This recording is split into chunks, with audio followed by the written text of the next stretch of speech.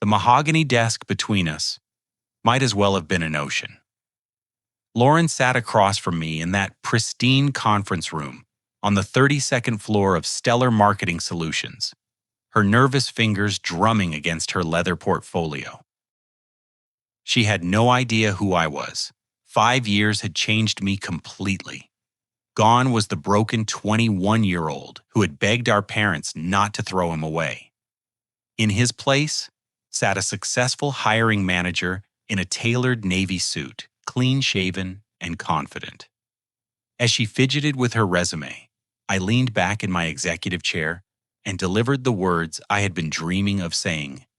We are here to discuss your qualifications. 5 years earlier, I had walked through the front door of our suburban Chicago home, with my duffel bag slung over my shoulder, excited to start summer break after completing my junior year at Northwestern State University.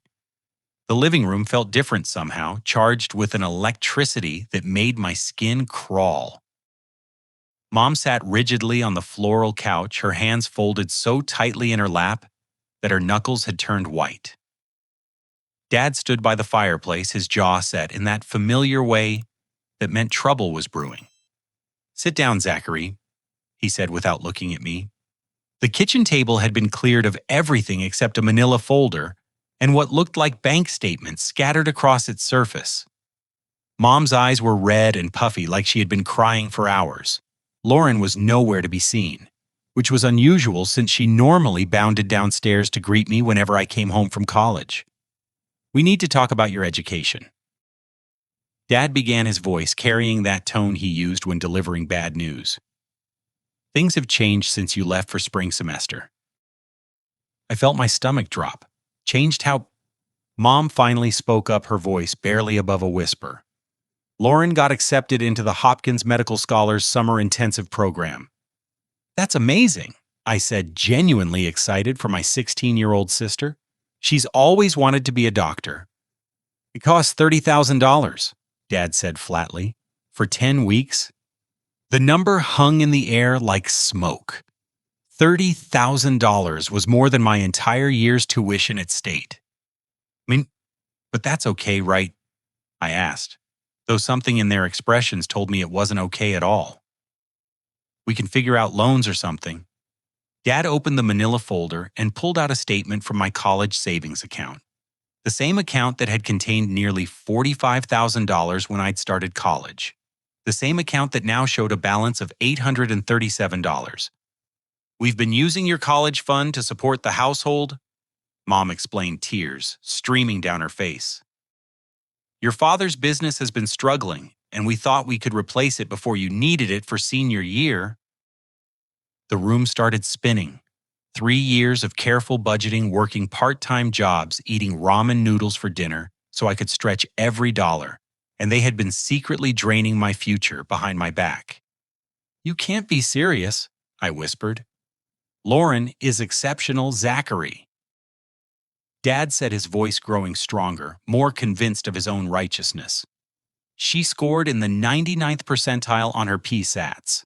She's already been contacted by Harvard and Yale.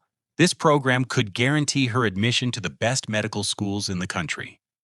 "And what about me?" I asked, my voice cracking like I was 13 again. "What about my degree? I only have 1 year left." "You can take a gap year," Mom suggested weakly. "Maybe work full-time and save up enough to go back." "A gap year." I stood up so fast, my chair toppled backward. "Do you have any idea how hard I've worked? I've maintained a 3.7 GPA while working 25 hours a week at the campus bookstore. I'm supposed to graduate next spring with a business degree and start my career." Dad's face hardened. "Your sister deserves the future, not you. You're ordinary, Zachary. You always have been. Lauren has the potential to save lives, to make a real difference in this world. You're studying business. You want to sell things and make money. That's not a calling, that's just greed." The words hit me like physical blows. Ordinary. That's what my own father thought of me. Not just ordinary, but undeserving of the future they had promised to help me build. I've been accepted to the graduate program at Northwestern, I said desperately. Professor Williams wants me to be his research assistant. This could lead to a master's in business administration. Those are just dreams, honey, Mom said, reaching out to touch my arm. I jerked away from her. Lauren's path is concrete. Medical school residency, becoming a doctor. It's a sure thing. Nothing is a sure thing, I shouted. What if she changes her mind? What if she decides she doesn't want to be a doctor after all? You're destroying my life for a maybe? She won't change her mind, Dad said with absolute certainty. And even if she did, at least we gave her every opportunity. We gave her the chance to be extraordinary. I looked around the room at the family photos on the mantelpiece, at the graduation pictures from my high school ceremony, where they had looked so proud. Everything felt like a lie now. So that's it? I asked. You're just going to throw me away? Nobody is throwing you away, Mom protested. You're 21 years old. You're a man now. You should be able to take care of yourself. With what money you just told me you spent my college fund, Dad walked over to the kitchen counter and picked up an envelope. We're giving you 3 days to pack your things and find somewhere else to live. After that, you're on your own. I stared at the envelope in his hands, not believing this was actually happening. You're kicking me out? We're helping you become independent, he corrected.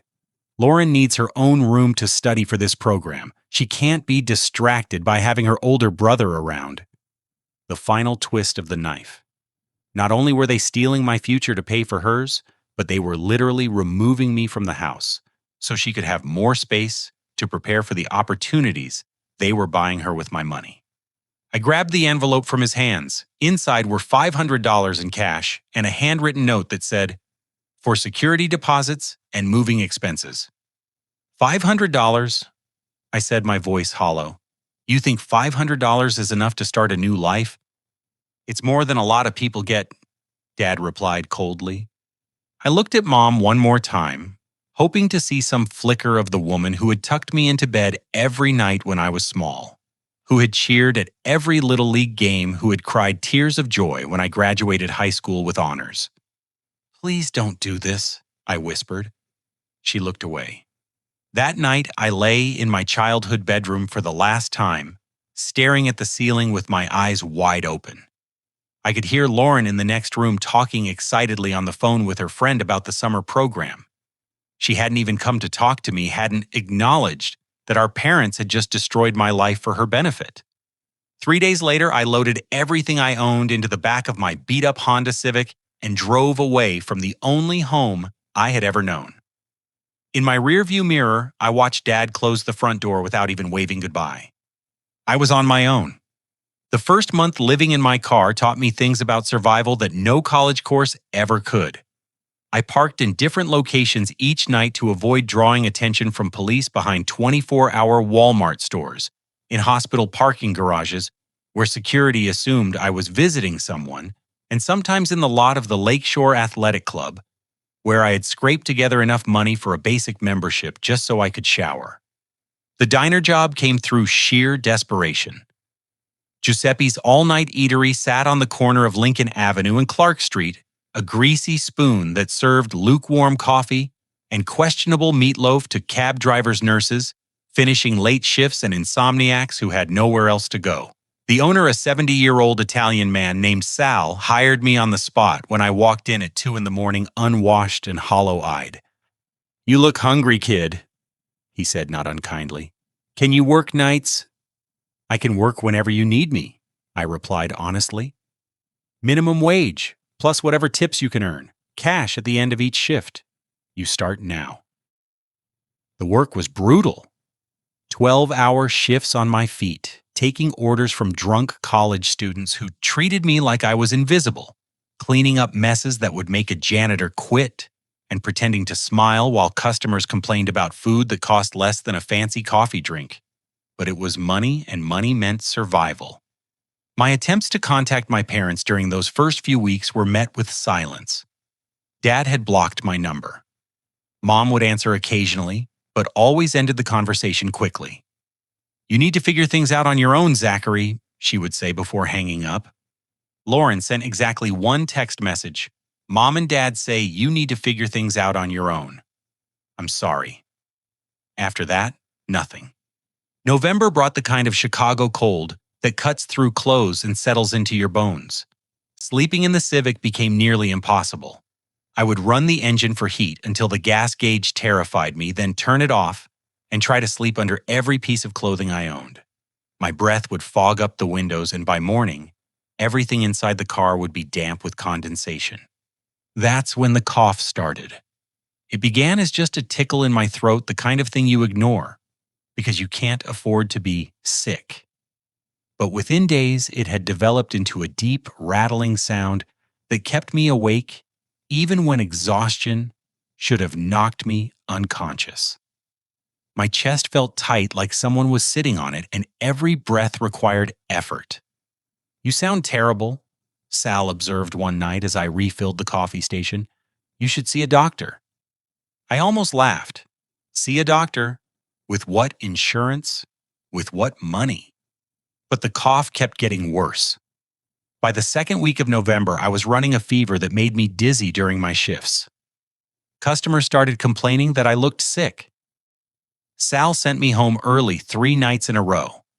On a Thursday night that felt like the coldest night of my life, I woke up in the Civic, unable to breathe properly. My chest felt like it was filled with concrete, and every attempt to inhale sent sharp pains shooting through my ribs. I was burning up with fever, but shivering uncontrollably. I drove myself to Chicago General Emergency Room because I genuinely thought I might die in that car. The ER waiting room was a circus of humanity, overdoses and car accidents, crying babies, and domestic violence cases. I sat in a plastic chair for 6 hours, coughing up phlegm that was starting to have streaks of blood in it. When they finally called my name, I stumbled into the examination room barely conscious. "When did this cough start?" the nurse asked, taking my temperature. "About 2 weeks ago," I croaked. "Are you experiencing any chest pain? It feels like someone is stabbing me every time I breathe." The doctor, a tired-looking woman in her 40s, listened to my lungs with a stethoscope and immediately ordered chest x-rays. "You have pneumonia," she announced an hour later, holding up the films. "Pretty severe pneumonia. How long have you been living in your car?" I stared at her, wondering how she knew. "The cold exposure, the stress, the poor nutrition," she explained gently. "Your immune system is compromised. This could have killed you if you had waited much longer." They admitted me to the hospital for 3 days, pumping me full of antibiotics and IV fluids. I had never been so grateful for a warm bed and regular meals, even hospital food. But when the social worker came to visit on the second day, reality crashed back down. "My name is Margaret," she said, settling into the chair beside my bed. "I understand you're currently experiencing homelessness." She was probably in her 50s, with graying brown hair pulled back in a practical bun, and kind eyes behind wire-rimmed glasses. She wore a simple blue sweater and carried a worn leather bag filled with pamphlets and forms. "I'm not homeless," I said automatically. "I'm just between places." She gave me a look that was both sympathetic and skeptical. "Zachary, living in your car is homelessness. There's no shame in admitting that." Over the next hour, Margaret helped me fill out applications for emergency assistance programs. She explained the process for getting on waiting lists for subsidized housing, connected me with food banks, and gave me a directory of resources for people in my situation. "There's a studio apartment available in a building on the north side," she said, as she prepared to leave. "It's not much, but it's clean and safe. The rent is $450 a month, which includes utilities. I can help you with the security deposit if you're interested." $450 might as well have been $4,000. Between gas food and basic necessities, I was barely breaking even at the diner. "I can't afford that," I admitted. "What if I told you I could help you find additional work?" she asked. "I have connections with some temp agencies that specialize in placing people who are working to get back on their feet. Something in her tone made me look at her more closely. This didn't sound like standard social workers speak. "Why are you helping me?" I asked. "Because everyone deserves a chance to rebuild," she said simply. "And because I can see something in you that maybe you can't see in yourself right now." When I was discharged from the hospital, Margaret met me in the lobby with paperwork for the apartment and the contact information for 2 temp agencies. "The apartment manager is expecting you this afternoon," she said, handing me an envelope. "The security deposit and first month's rent are covered by an emergency assistance program." I opened the envelope and found a cashier's check for $900. "I don't understand," I said. "Who paid for this?" "Someone who believes in second chances," she replied with a smile. The studio apartment was in a neighborhood that real estate agents would generously call transitional. The building was old brick with narrow hallways and thin walls, but it had heat and hot water and a door that locked. My unit was on the 4th floor, barely large enough for a twin bed, a small table, and a tiny kitchenette. The bathroom was down the hall, shared with 3 other tenants. It was the most beautiful place I had ever seen. That first night lying on an air mattress that Margaret had somehow procured, I stared at the ceiling and felt something I hadn't experienced in months' hope. Not the desperate, clawing hope of someone drowning, but the quiet, steady hope of someone who might actually survive this. I had hit rock bottom, but I was still breathing. And for the first time since my parents had thrown me away, I began to believe that maybe, just maybe, I could build something from nothing. 6 months after moving into that tiny studio, I had developed a routine that would have impressed a military drill sergeant. Up at 5 in the morning to shower before the other tenants woke up. Quick breakfast of instant oatmeal and black coffee. 8 hours at a temp job that Margaret had helped me secure at a small accounting firm, entering data and filing paperwork. 3 hours at Giuseppe's during the dinner rush. Then home to the apartment where I had set up a workspace at the card table I'd bought from a thrift store. The workspace was my salvation and my secret weapon. I had talked my way into using the computers at the Harold Washington Library, claiming I needed them for job applications. Instead, I spent every free moment teaching myself to code through free online courses. HTML, CSS, JavaScript, Python. I consumed programming languages like a starving man devours food. The temp job at Morrison & Associates wasn't glamorous, but it gave me insight into how businesses actually operated. I watched how they tracked expenses, managed client relationships, analyzed market data. During lunch breaks, I would ask the junior accountants questions about financial modeling and business analytics. Most of them were happy to share knowledge with someone who seemed genuinely interested in learning. "You should consider going back to school," suggested Janet, one of the senior associates. "You have a natural aptitude for this stuff." Going back to school felt like a fantasy, but I had started researching online degree programs and community college courses. Maybe I couldn't afford Northwestern anymore, but there were other paths to the same destination. The breakthrough came on a Tuesday night in March. I was working the late shift at Giuseppe's when Margaret walked through the front door. I hadn't seen her since she had helped me get the apartment, and her presence immediately made me nervous. Social workers didn't typically make social calls to diners at 11 o'clock at night. "Table for one?" I asked, grabbing a menu. "Actually, I was hoping we could talk," she said. "Do you have a break coming up?" I glanced at Sal, who was cleaning the grill behind the counter. The dinner crowd had thinned out to just a few regulars nursing coffee and working crossword puzzles. "Take 15 minutes, kid," Sal called out. "But make it quick." I poured 2 cups of coffee and slid into the booth across from Margaret. She looked different somehow, more polished than I remembered. Her hair was styled instead of pulled back in that practical bun, and she was wearing a tailored black coat that definitely hadn't come from a discount store. "How are you doing, Zachary?" she asked. "Better," I said honestly. "The apartment is working out great. The temp job at Morrison is steady. I'm starting to save a little money." "I'm glad to hear that." She paused, studying my face. What are your long-term plans? Where do you see yourself in 5 years? The question caught me off guard. Where did I see myself? For months, I had been so focused on day-to-day survival that I hadn't allowed myself to think beyond next week's rent payment. I want to finish my degree, I said slowly. Maybe not at Northwestern, but somewhere. I was 3/4 of the way through a business program when everything fell apart. What kind of career interests you? Marketing, maybe, or business analytics? I've been teaching myself programming languages, and I think there's a lot of potential in combining business strategy with data analysis. Margaret nodded thoughtfully. Show me what you've learned. I pulled out my phone and opened the simple website I had built to practice my coding skills. It was nothing fancy, just a portfolio site with some basic JavaScript functions and a clean professional design. But I had built it from scratch line by line. Impressive, she said, scrolling through the pages. This is completely self-taught.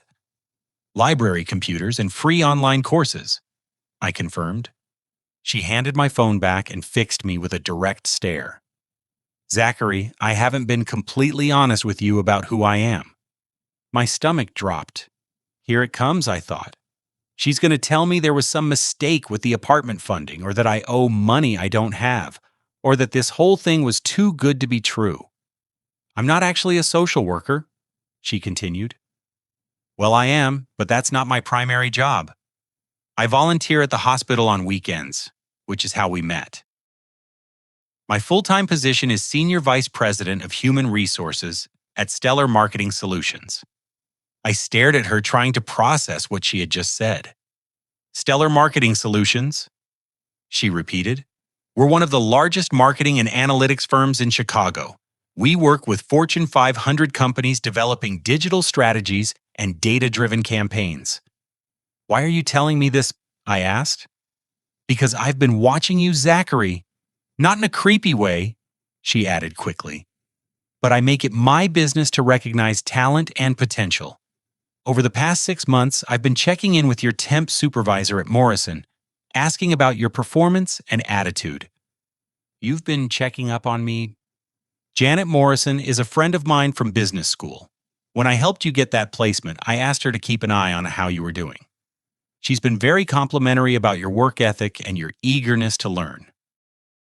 I felt like the floor was shifting beneath me. I don't understand what you want from me. Margaret opened her purse and pulled out a business card. It was thick, expensive cardstock with embossed lettering Margaret Chen Sr., Vice President of Human Resources, Stellar Marketing Solutions. I want to offer you a job, she said simply. A job doing what? Entry-level data analyst position. $42,000 a year to start, full benefits, including health insurance and tuition assistance.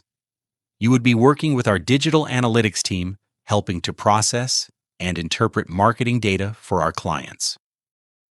The numbers floated in the air between us like a mirage. $42,000 was more money than I had ever imagined making. It was enough to live like a human being instead of just surviving. What's the catch? I asked. No catch. Well, one condition. You have to commit to finishing your degree.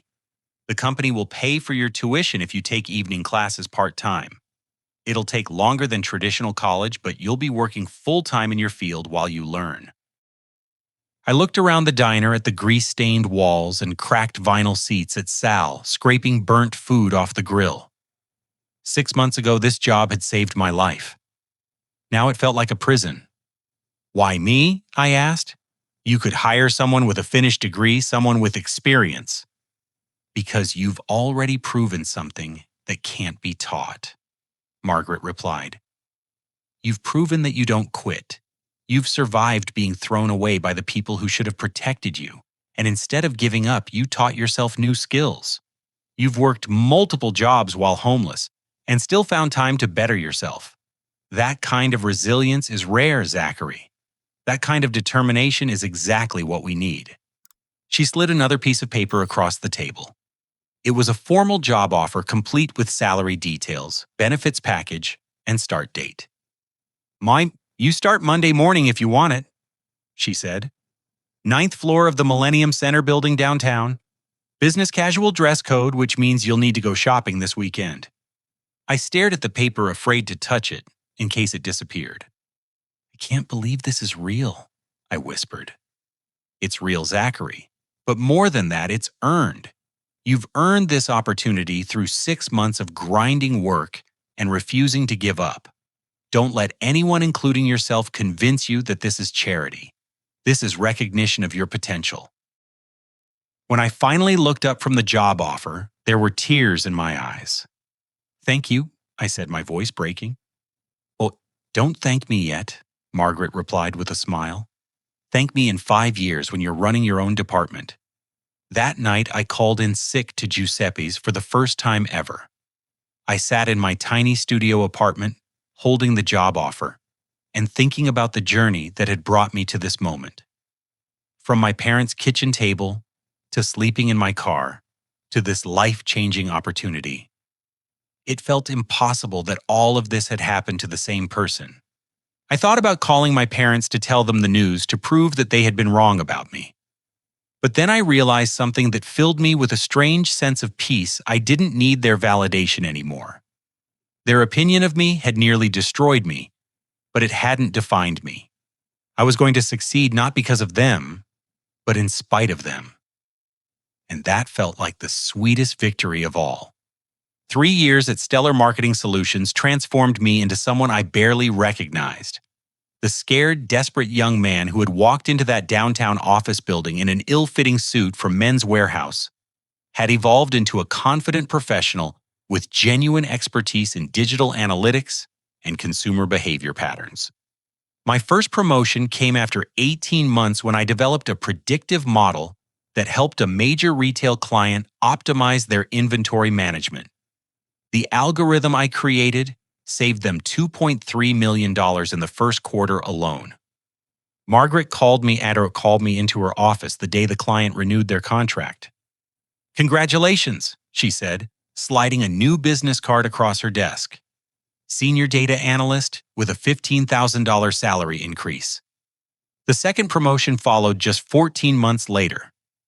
I'd completed my bachelor's degree through DePaul University's evening program, graduating summa cum laude with a 3.9 GPA. My thesis on social media sentiment analysis had caught the attention of the Northwestern Business School professors, who invited me to present my research at a marketing conference. Regional Analytics Coordinator, Margaret announced during the company's quarterly meeting. Zachary will be overseeing data analysis for all of our Midwest clients. By my third anniversary at Stellar, I was living in a one-bedroom apartment in Lincoln Park, with exposed brick walls and a view of Lake Michigan.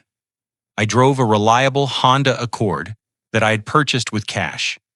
I had a savings account with enough money to cover 6 months of expenses, something that would have seemed impossible during those nights sleeping in my car. But success had come with an unexpected side effect. I was haunted by questions about my family. What had happened to them after they threw me away?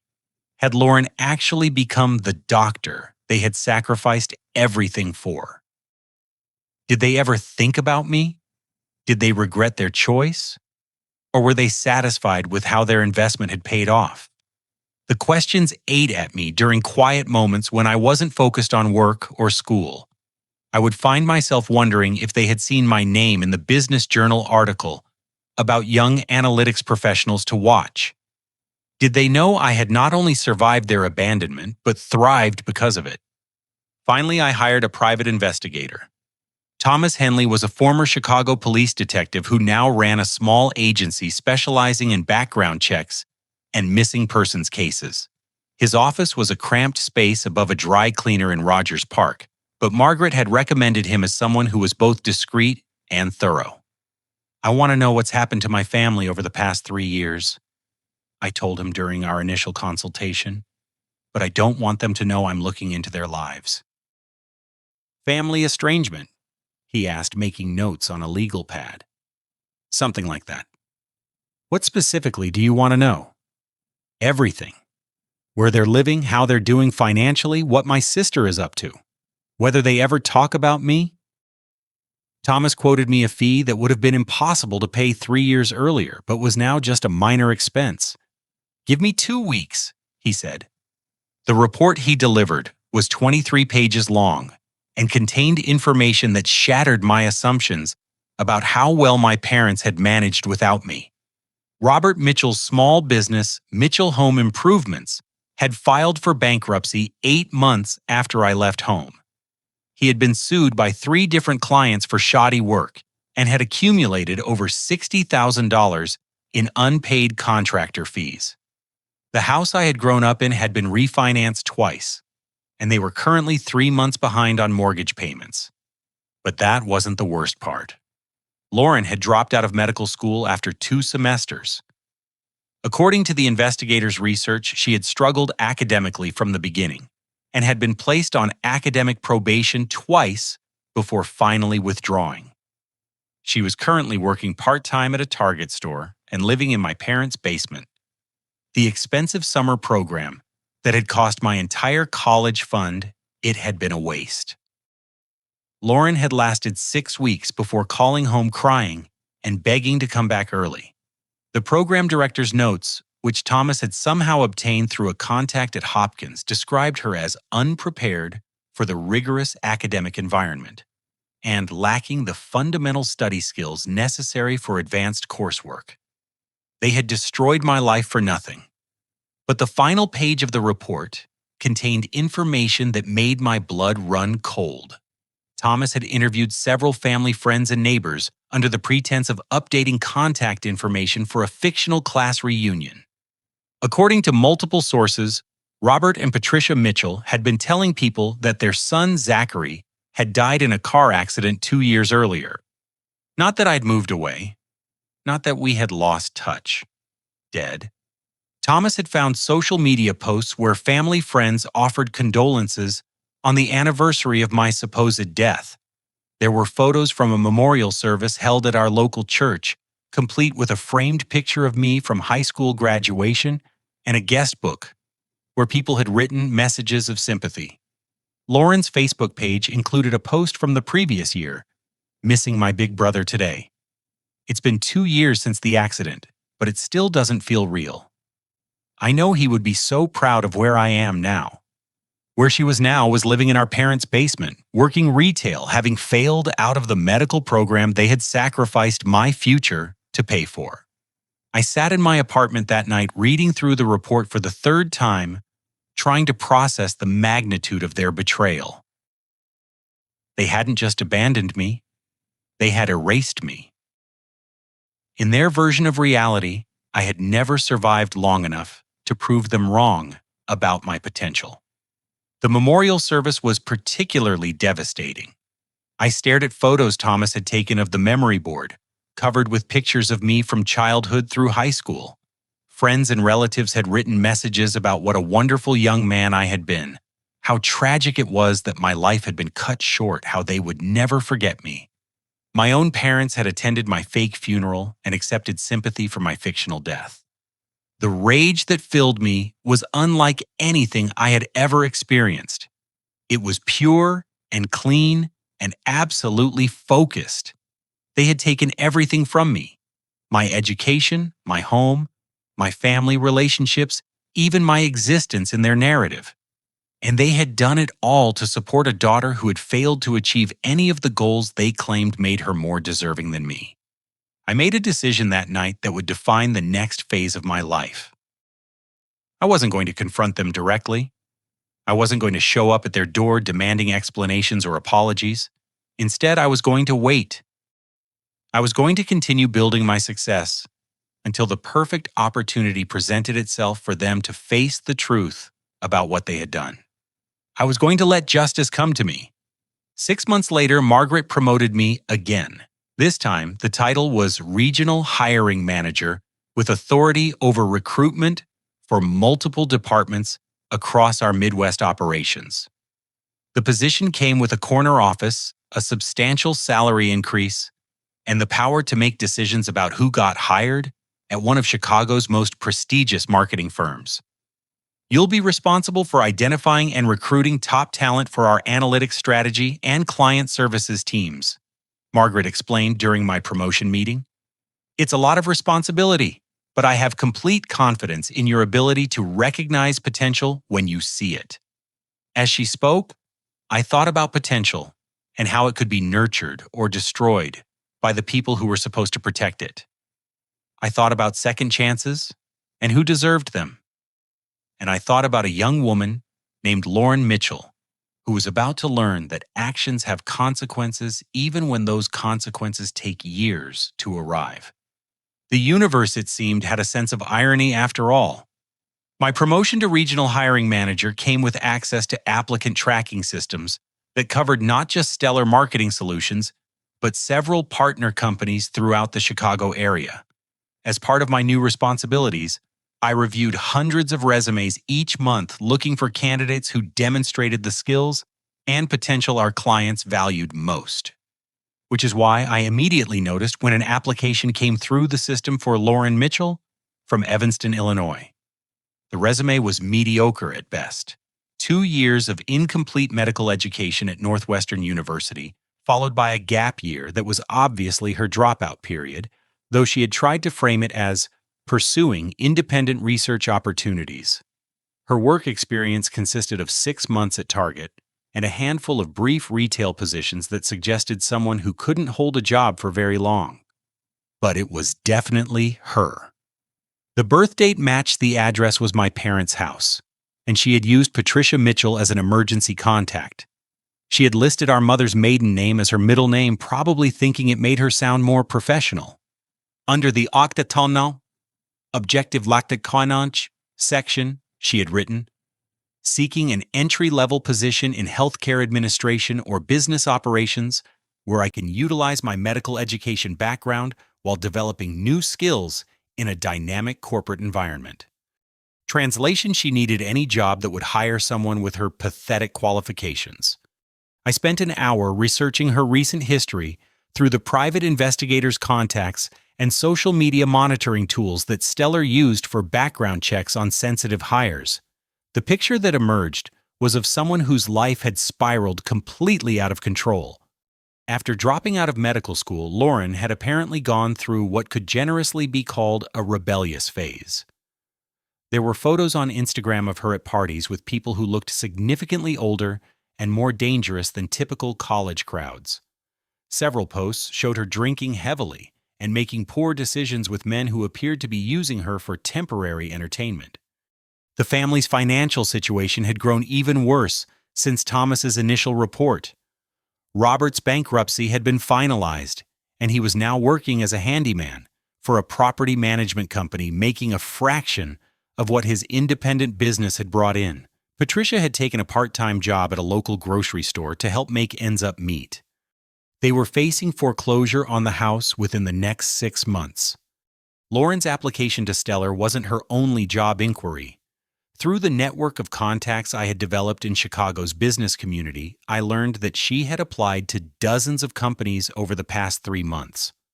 Her interview success rate was essentially zero. Companies were either unimpressed by her qualifications or put off by her inability to explain the gap between her medical school dropout and her current job search. She was desperate, which meant she was vulnerable. I made a decision that felt like destiny finally aligning with justice. I would interview her personally, not to help her, but to finally deliver the reckoning that had been 3 years in the making. But first, I needed to prepare. I scheduled the interview for a Friday afternoon in Conference Room C, the large glass-walled meeting space on the 32nd floor, with panoramic views of downtown Chicago. It was the most impressive room in our office, designed to intimidate and impress in equal measure. The mahogany conference table was surrounded by leather chairs that cost more than most people's monthly rent. I arranged to have fresh flowers delivered that morning along with bottled water, and our best corporate presentation materials artfully arranged around the table. Everything about the setting needed to communicate success, power, and authority. I wanted her to feel small before I even opened my mouth. My assistant Jennifer helped me prepare a standard interview packet with Stellar's company information benefits overview and position descriptions. To anyone observing the process, this would look like a routine candidate evaluation. The night before the interview, I stood in my apartment bathroom practicing what I would say when she realized who I was. I had imagined this moment for months, but now that it was finally happening, I found myself feeling unexpectedly nervous. What if she had changed? What if 3 years of failure and struggle had taught her empathy and remorse? What if she genuinely apologized for what our parents had done and asked for my forgiveness? But then I remembered the Facebook post about missing her big brother, who had died in an accident. I remembered that she had participated in erasing my existence, had attended my fake memorial service, had accepted sympathy for my fictional death while I was fighting to survive on the streets of Chicago. Any sympathy I might have felt for her evaporated. I arrived at the office early that Friday morning and spent extra time preparing for the interview. I wore my best Navy suit, the one that had cost more than my entire wardrobe during those first months of homelessness. I made sure my shoes were polished to a mirror shine and that my hair was perfectly styled. Everything about my appearance needed to communicate that I had not just survived their abandonment, but had thrived beyond their wildest imagination. Jennifer confirmed that the candidate had arrived at 2:15 for her 2:30 appointment and was waiting in the lobby. Through our security cameras, I could see Lauren sitting nervously in one of the reception area chairs, constantly checking her phone and adjusting her outfit. She was wearing a conservative black dress that was obviously borrowed or purchased specifically for job interviews. Her hair had been professionally styled, probably at considerable expense given her family's financial situation. She looked older than I remembered, and there was something desperate in her posture that suggested someone who was running out of options. Good. At exactly 2:30, Jennifer escorted her to conference room C. I was already seated at the head of the table reviewing her resume with a neutral expression. When the door opened, I didn't look up immediately. Let her stand there for a moment, uncertain and uncomfortable. "Ms. Mitchell," I said, finally rising from my chair and extending my hand.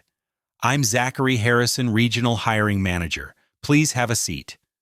I'd started using my middle name as my last name shortly after joining Stellar, partly for professional reasons, but mostly because I wanted to distance myself from the Mitchell family name. To her, I was a complete stranger. She shook my hand with the kind of firm grip that employment counselors recommend for making good first impressions. Her palm was slightly sweaty, a sign of nerves that I filed away for future use. "Thank you for taking the time to meet with me, Mr. Harrison," she said, settling into the chair across from me. "I'm very excited about the opportunity to discuss how I might contribute to Stellar Marketing Solutions." Her voice was higher than I remembered, more practiced than natural. She had obviously rehearsed this introduction multiple times, but there was an underlying shakiness that suggested she was barely holding herself together. "Perfect." I opened her file and pretended to review her qualifications for the first time, making small notes on a legal pad that would serve no purpose except to make her more nervous. "I see here that you have some medical education background," I said conversationally. "Tell me about your experience at Northwestern." The question hit her like a slap. She stammered for a moment before launching into what was obviously a prepared explanation about how she had decided that medical school wasn't the right path, and that she was excited to explore opportunities in business and marketing. I let her talk, watching her face carefully for any sign of recognition. But 3 years of professional success had changed me dramatically. Gone was the baby-faced college student she had known. In his place was a confident business executive with the kind of presence that commanded respect. She had no idea who I was, which meant the moment of revelation would be entirely under my control. "That's an interesting transition," I said when she finished her explanation. "From medicine to marketing. What specifically interests you about our industry?" As she fumbled through another rehearsed answer about the dynamic nature of modern marketing and the opportunity to make a meaningful impact, I found myself studying her with the detached curiosity of a scientist observing a lab specimen. This was the person my parents had chosen over me. This was the exceptional daughter who had deserved my future more than I had. Looking at her now, nervous, desperate, clearly struggling to present herself as competent, it was almost impossible to believe that anyone had ever seen her as superior to anything. But they had. And they had made their choice. Now it was time for the consequences of that choice to finally catch up with them. "Well, Lauren," I said, closing her file and leaning back in my chair, "let's talk about your qualifications for this position." The interview was about to begin. For the first 20 minutes of the interview, I conducted myself with complete professionalism. I walked Lauren through Stellar's client portfolio, explained the responsibilities of the entry-level business analyst position she had applied for, and asked standard questions about her experience with data management and customer service. Her answers were weak, but not disastrous. She tried to frame her target experience as retail analytics and claimed that her incomplete medical education had given her strong research and critical thinking skills. It was the kind of resume padding that hiring managers see everyday harmless embellishment from someone who knew her qualifications were insufficient. But I wasn't just any hiring manager. "Tell me about your family," I said casually, as if it were a standard getting-to-know-you question. "Do you have any siblings?" The question caught her off guard. Her carefully composed interview expression flickered for just a moment. "I had an older brother," she said quietly. "He passed away a few years ago." "I'm sorry for your loss," I replied with practiced sympathy. "That must have been very difficult for your family." "It was," she nodded, looking down at her hands. "It's still hard sometimes. He would have been 26 this year." 26, the age I actually was sitting 3 feet away from her. "What was his name?" I asked. "Zachary," she said, and for the first time since she had walked into the conference room, her voice carried genuine emotion. "He was studying business in college when he died. He always said he wanted to work in marketing or analytics. I think he would have really admired a company like this." The irony was so perfect it almost made me laugh. Here she was, trying to get hired for the kind of job that the dead brother would have excelled at by the actual brother, who was now successful beyond anything our parents had imagined possible. "Zachary sounds like he had good instincts about career planning," I said carefully. "What kind of accident was it?" "Car accident," she said quickly, the lie coming easily after years of practice. "It was very sudden. He was driving home from college for the summer." I made a note on my legal pad, as if this personal information was relevant to her employment candidacy. In reality, I was buying myself time to decide how to proceed with the revelation that would change everything. "Well," I said, closing my pen and setting it aside, "I think I have enough information about your background and qualifications." Lauren straightened in her chair, preparing for either acceptance or rejection. She had no idea that neither was coming. "Yak, before we discuss next steps," I continued, "I need to address something that's been bothering me throughout this interview." Her expression shifted to one of confusion and growing concern. "You see, Lauren, I've been in this business for several years now, and I've developed a pretty good instinct for when candidates are being completely honest with me." "I don't understand," she said, but there was a tremor in her voice that suggested she was beginning to sense danger. "The story about your brother, for instance. Zachary, who died in a car accident while driving home from college." All the color drained from her face. "That's a very specific and tragic story." I continued, my voice remaining calm and professional, even as my heart hammered against my ribs. "The kind of story that would be easy to verify through public records, obituaries, newspaper reports." She started, but no words came out.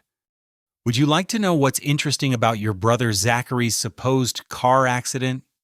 She was gripping the arms of her chair so tightly that her knuckles had turned white.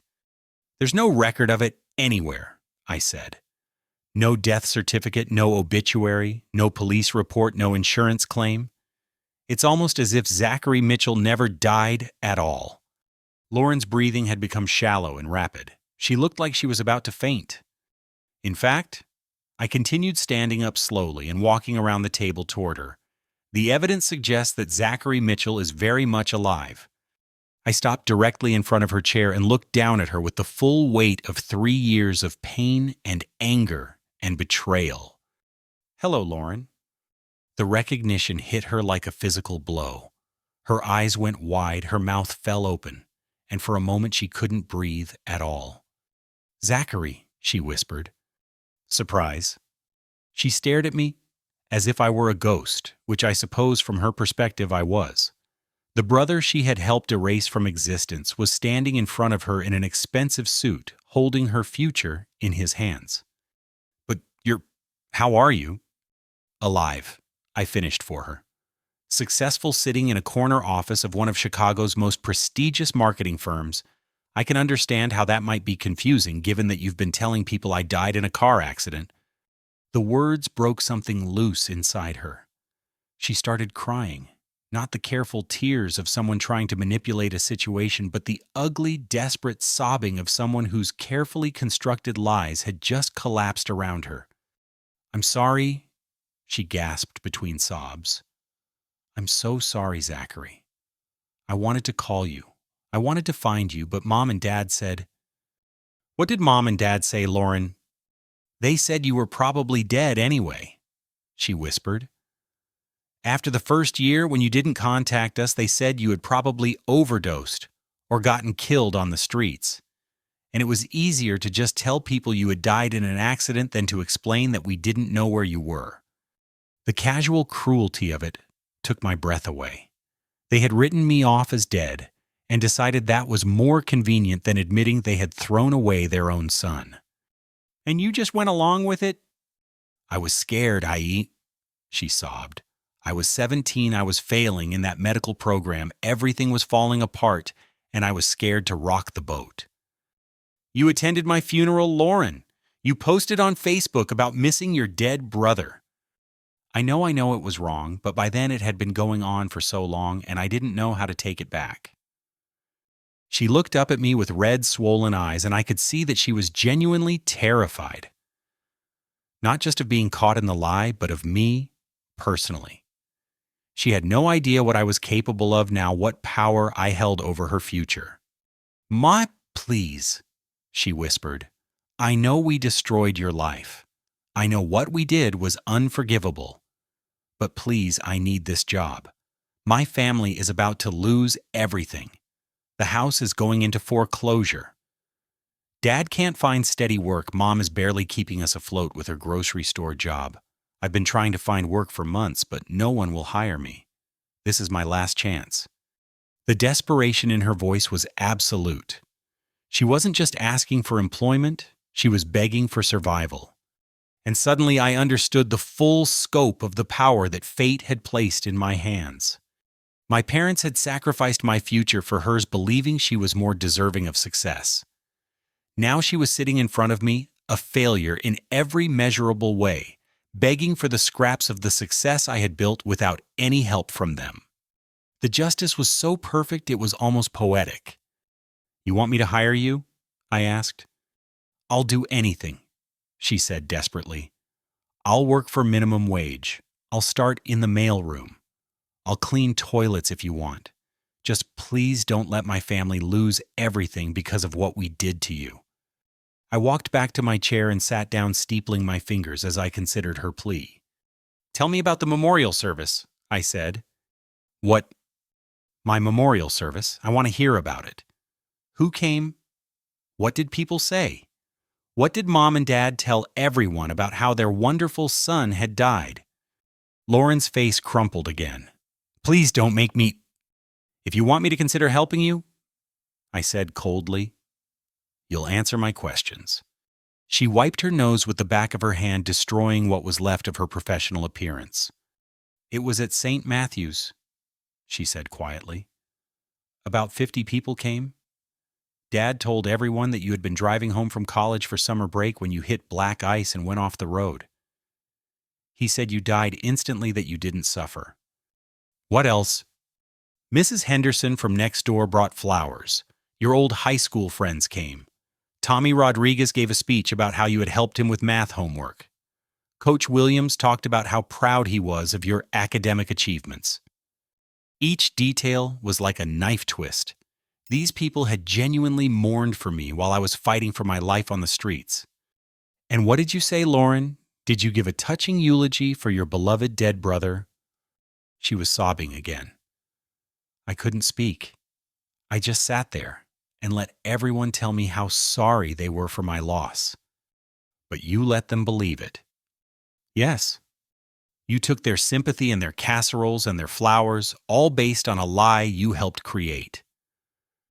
Yes. I leaned back in my chair, watching her fall apart in front of me. 3 years ago, I would have done anything to have my family back. I would have forgiven them, accepted their apologies, tried to rebuild the relationships that had once meant everything to me. But that desperate, heartbroken young man was gone. In his place was someone who understood that some betrayals were so fundamental, so complete, that forgiveness wasn't just difficult, it was inappropriate. Here's what's going to happen, Lauren, I said finally. She looked up at me with desperate hope. I'm not going to hire you for the position you applied for. Your qualifications are frankly insulting, and your work history suggests someone who can't handle responsibility. Her face fell, but I wasn't finished. However, I am going to make you an offer, a different kind of offer. What kind of offer? I'll give you a part-time administrative assistant position, entry-level $15 an hour, no benefits. You'll be filing paperwork, answering phones, and doing whatever tedious tasks need to be done around the office. It was a job that was far beneath her education level, even considering her failures. It was the kind of position typically filled by high school students or people with no work experience at all. But I continued, there are conditions. What conditions? First, you're going to tell Mom and Dad the truth about this meeting. You're going to explain that their son is not only alive but successful beyond anything they ever imagined. You're going to arrange a family meeting where they can apologize to me face to face. She nodded frantically. Second, you're going to correct the public record about my death. Social media posts, conversations with family, friends, whatever it takes. You're going to explain that you lied about my death because the truth about what our parents did was too embarrassing to admit. Okay, she whispered. And third, you're going to earn this job every single day. You're going to show up on time, work hard, and prove that you can handle even the most basic responsibilities. Because if you screw this up, Lauren, if you give me any reason to doubt your commitment, I will fire you immediately and make sure you never work in this industry again. She stared at me, processing the offer and its implications. Do you accept these terms? I asked. Yes, she said immediately. Yes, I accept everything. I opened my desk drawer and pulled out a standard employment agreement that I had prepared earlier, just in case this conversation went exactly as it had. Sign this, I said, sliding the papers across the table. And Lauren, yes, welcome to the family business. The look of confusion on her face as she signed the papers was almost worth 3 years of waiting for this moment. 2 weeks later, I sat in the same conference room where I had shattered Lauren's world, but this time the table was set for 4 people instead of 2.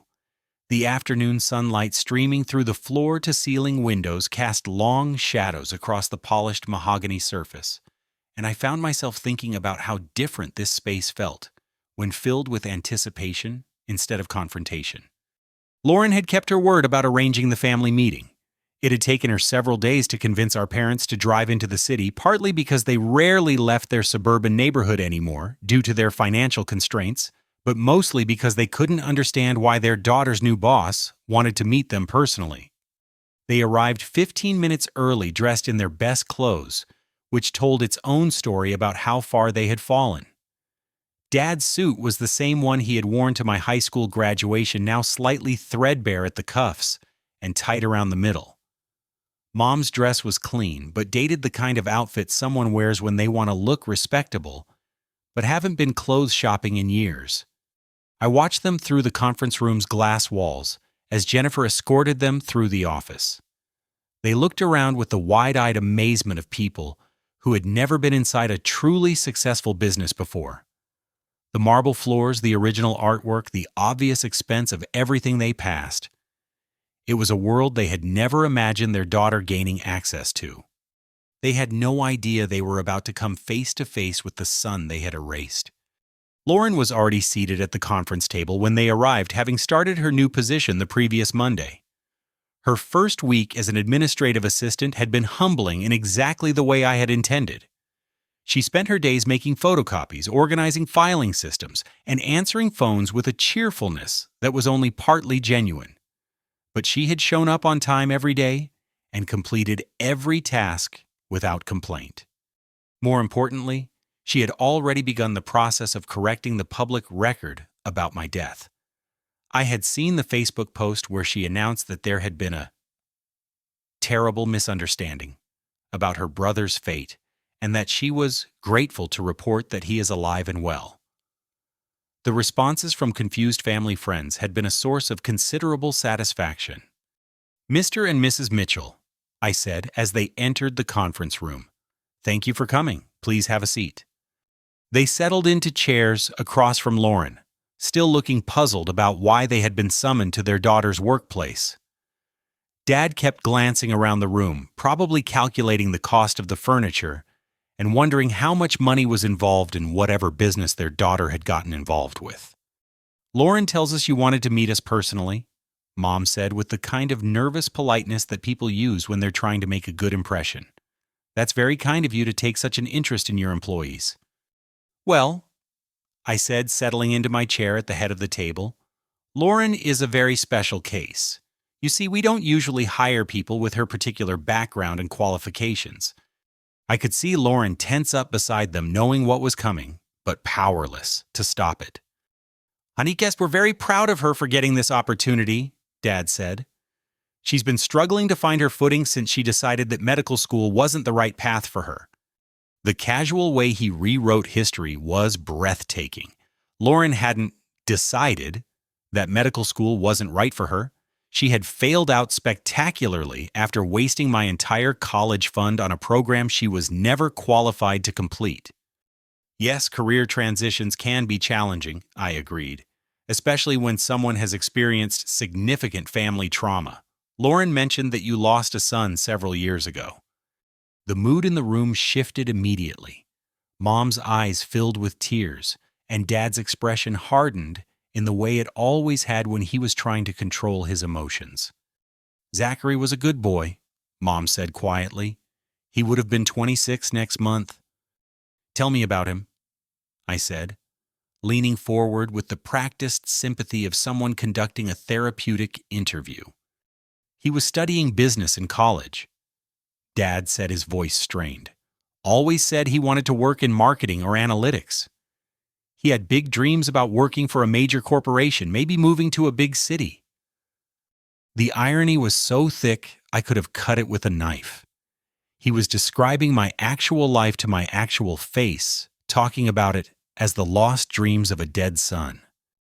"He sounds like he was very ambitious," I observed. "Maybe too ambitious." Dad continued warming to his subject. "He always thought he deserved more than what we could give him. When we had to make some tough financial decisions about Lauren's education, he didn't understand that sometimes you have to sacrifice for the greater good." "What kind of sacrifice?" "We had to choose which child to support through college," Mom explained, fresh tears streaming down her face. "Lauren had been accepted into a prestigious medical program, and we just couldn't afford both. We thought Zachary would understand, but he got angry and left home. We never saw him again."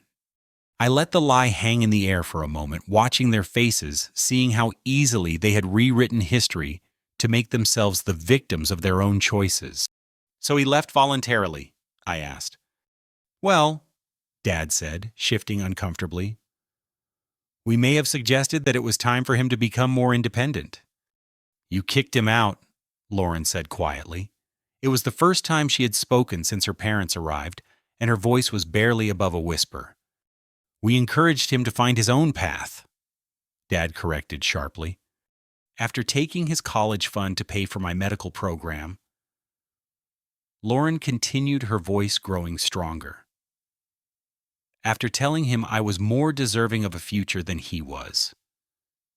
The temperature in the room seemed to drop 10 degrees. "Lauren," Mom said in a warning tone, "this isn't the time or place." "Actually, I interrupted. "I think this is exactly the time and place." I stood up slowly the way I had during Lauren's interview and walked to the window overlooking downtown Chicago.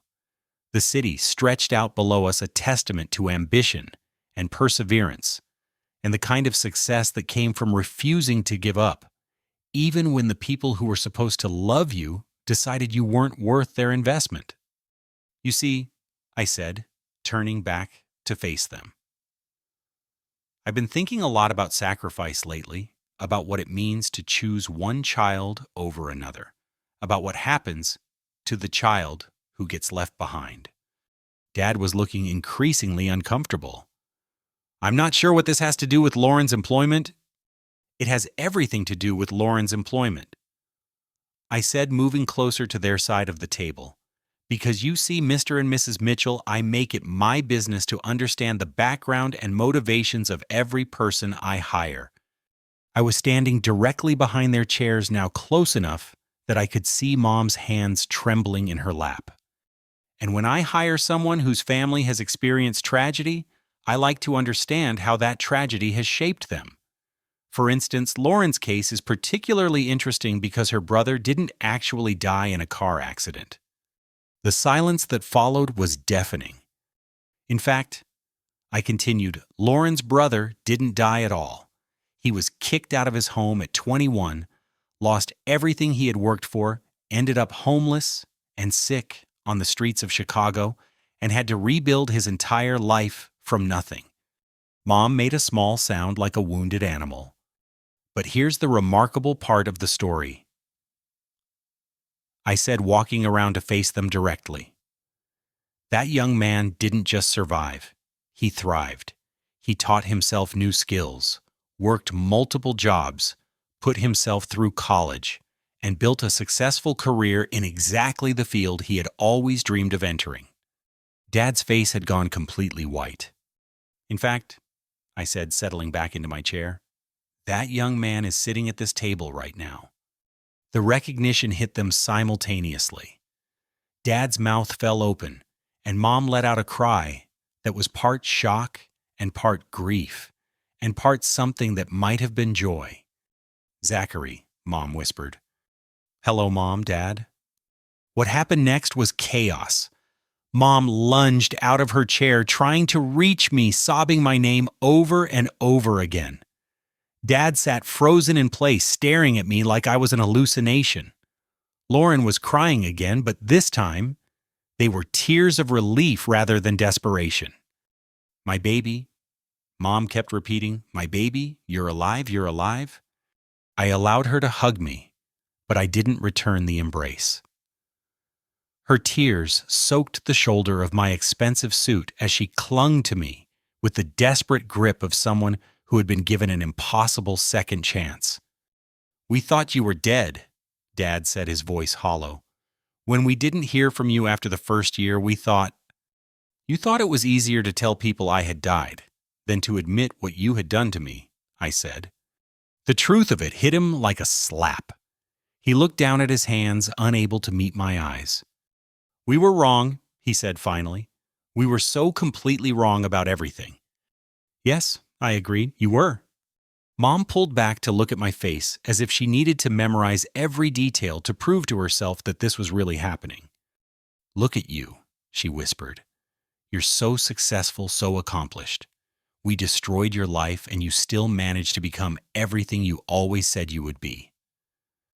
"No," I corrected her. "You destroyed the life I had planned. I built this life, despite what you did to me, not because of it. Every achievement, every promotion, every moment of success I've experienced has been earned without any help from the people who were supposed to support me." The weight of that truth settled over them like a shroud. "Can you ever forgive us?" Mom asked. It was the question I had been dreading and anticipating for years. The question that would define not just this moment, but the rest of our relationships. I don't know, I said honestly. What you did to me was more than just financial abandonment. You erased my existence. You attended my fake funeral and accepted sympathy for my fictional death while I was fighting to survive on the streets. You chose to believe I was dead rather than face the consequences of your choices. We know, Dad said, his voice breaking. We know how terrible it was. We've regretted it every day since you left. Have you? I asked. Because from what I understand, you've been pretty comfortable with the story you created. It was only when Lauren's life started falling apart that any of you began to question the choices you made. The accusation hung in the air like smoke. What do you want from us? Dad asked. What can we do to make this right? I looked around the table at my broken family, at the three people who had shaped my life through their failures as much as any successes might have. Mom still crying but hopeful. Dad ashamed, but trying to find a path to redemption. Lauren terrified but determined to help repair what she had helped destroy. I want honesty, I said finally. Complete public honesty about what happened. I want you to tell everyone who attended my memorial service that you lied. I want you to explain to our extended family that you kicked me out and chose to pretend I was dead rather than admit what you had done. Yes, Mom said immediately, we'll tell everyone. I want you to acknowledge that your favoritism nearly destroyed both your children. Lauren failed at medical school partly because she was never equipped to handle that level of pressure, but also because she was carrying the guilt of knowing that her opportunities were paid for with her brother's future. Lauren nodded through her tears. And I want you to understand that forgiveness is not the same thing as forgetting. I may choose to rebuild some kind of relationship with this family, but it will be on my terms, based on your actions going forward, not your promises about what you'll do better. We understand, Dad said. Do you, because I'm successful now? I'm financially stable, professionally respected, and personally fulfilled. I don't need you anymore. The desperate young man who begged you not to throw him away is gone. If we're going to have any kind of relationship, it will be because you've proven you deserve it, not because I'm lonely or desperate for family connection. The honesty of it was brutal, but necessary. What about Lauren? Mom asked. You've given her a job. Lauren is earning her place here one day at a time, I said. Just like I earned my place in this world one day at a time after you threw me out. If she works hard and proves herself reliable, she'll have opportunities to advance. If she doesn't, she'll be looking for work again. I turned to look directly at Lauren. The difference is that this time her success or failure will be based on her own choices and efforts, not on anyone else's sacrifices. Lauren met my eyes for the first time since her parents had arrived. Thank you, she said simply. Don't thank me yet, I replied. Earn it. The meeting ended with tentative plans for a family dinner the following week. Nothing dramatic, nothing that couldn't be canceled if it became clear that too much damage had been done for repair. Just 4 people trying to figure out if the definition of family could be rebuilt from the ground up. As they prepared to leave, Dad stopped at the door. I need you to know, Mia, he said, Mia, that not a day has passed since you left that I haven't regretted the choice we made. We thought we were doing what was best for the family, but we were just scared and small and wrong about everything that mattered. I believe you, I said, but regret isn't the same thing as making amends. I know, but it's a start. After they left, I sat alone in the conference room as the sun set over Chicago, thinking about justice and mercy and the difference between the two. Justice was Lauren working an entry-level job despite her college education, our parents facing the public shame of their lies, and all of them having to confront the consequences of choices they had made years earlier. Mercy was giving them the opportunity to earn their way back into my life. I had spent 3 years building a successful career and a meaningful life without any help from the people who had raised me. I had proven that their assessment of my worth had been not just wrong, but catastrophically wrong. I had achieved everything they had claimed I was too ordinary to deserve. The revenge was complete, but it didn't feel like victory. It felt like closure. My phone buzzed with a text message. It was Margaret asking how the family meeting had gone. Better than expected? I typed back. Turns out forgiveness is more complicated than revenge, but ultimately more satisfying. As I gathered my things to leave the office, I realized that the angry young man who had been thrown away by his family was finally at peace. Not because his family had apologized, but because he had built something better than what he had lost. He had built himself. And that was something no one could ever take away. For those of you who have made it this far in my story, I have a question. Have you ever had to choose between justice and mercy when someone who hurt you came back into your life? How did you decide what they deserved? I'd love to hear your thoughts in the comments below. If this story resonated with you, please consider giving it a like and subscribing for more stories about resilience, family dynamics, and the unexpected ways life can surprise us. And if you know someone who might benefit from hearing about second chances and the power of perseverance, please share this with them. Thank you for listening to my story. And remember, sometimes the best revenge is living well enough to offer forgiveness from a position of strength rather than weakness. Until next time, take care of yourselves and never let anyone convince you that you're not worth investing in. You are.